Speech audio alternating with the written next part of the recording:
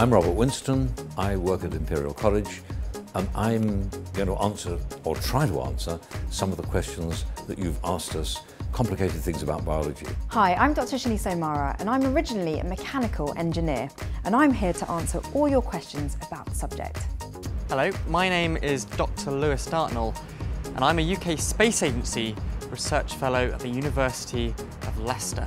And what I'm going to try and do is answer some of your questions about outer space.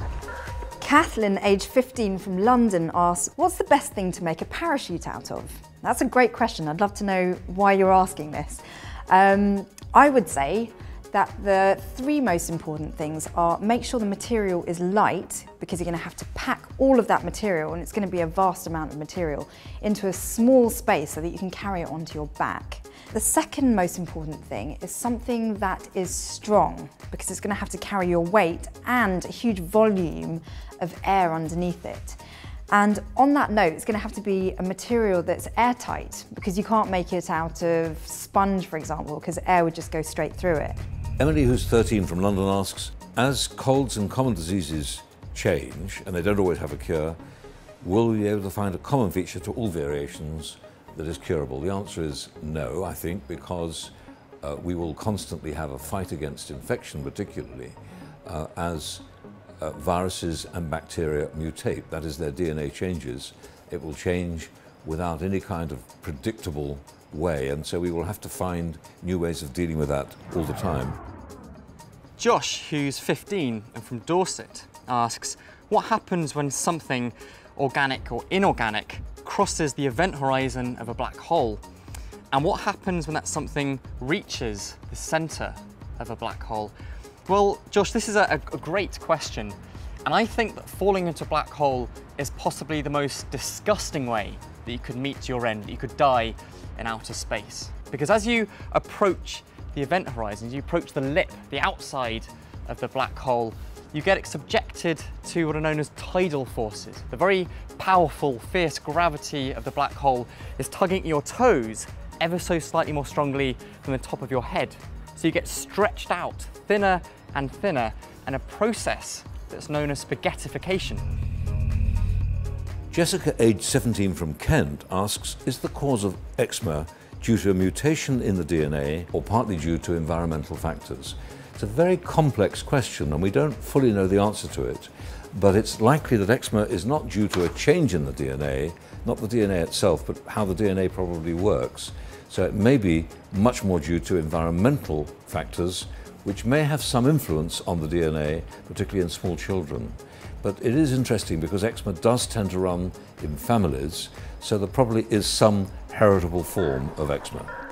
Holly, age 17 from Newcastle, asks, do you feel out of place as a woman in engineering? It seems like a man's job and not that appealing to me. That's a really interesting question, because as a woman in engineering, I have to say I was surrounded by a lot of men.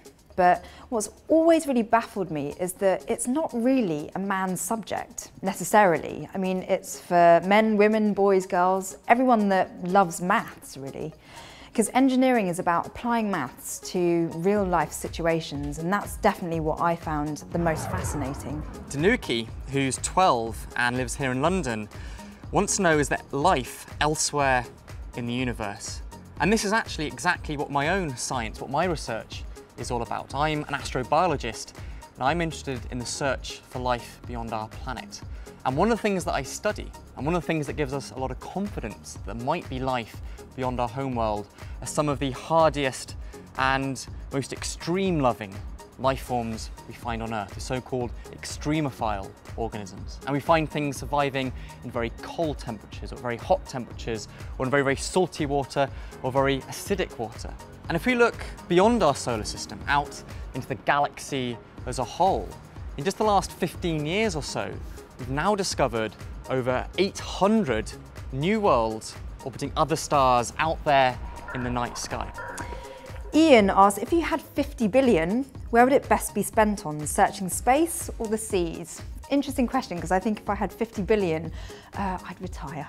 But going back to the question, I think It's interesting because so much science and technology of our everyday lives has come out of space research, whether that's memory foam for mattresses for your bed, or invisible braces, or Teflon, a very obvious one. But if you were to ask me personally where I'd spend the money, I would love to spend the money on searching the seas or searching more of our planet, because I'm fascinated with our world. I'm fascinated with Earth. So rather than kind of deviating away from our planet, I think it would be more useful to look to nature. Anna, aged 11 from London, asks, why does it hurt so much when you put salt in an open wound? Well, I think it's something to do with the nerve endings in the open wound being very much excited by the structure of any chemical which gets into a wound. Pretty well anything which is not supposed to be in the fluids in the body in high concentration will cause an intense irritation. It changes the water content, and it will also stimulate nerves in other ways, possibly by changing their electrical charge. Sophie, aged 16 from North Wales, asks, what do you think the next big development will be in science and engineering? I think the reason why that question is so interesting and quite tricky to answer is because science and engineering is a massive field. I think the next big developments will probably be in health, because everyone's interested in maintaining and improving their health. Me personally, I am watching the space of 3D printing because I absolutely love it, and I think there is so much potential for it to grow and progress into all kinds of directions that we never dreamed of. Sam from Rochester, who's 10, asked, why do we close our eyes when we sneeze? To tell you the truth, I don't know, but we don't always close our eyes. And of course, if you don't close your eyes, as Grace, age 16, asks, your eyes might pop out.